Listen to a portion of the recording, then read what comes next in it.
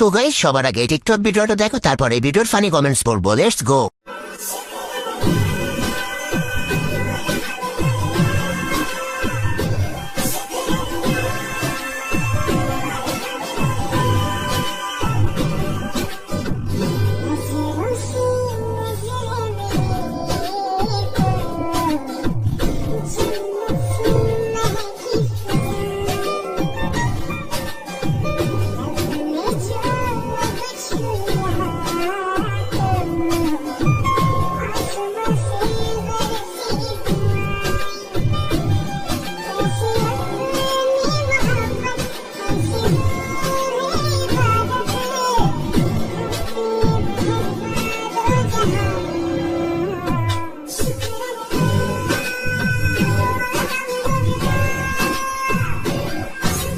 तो चलिए शुरू करते हैं। সেরিটা বিয়া করছে, এখন মনে হয় ভালো হইব।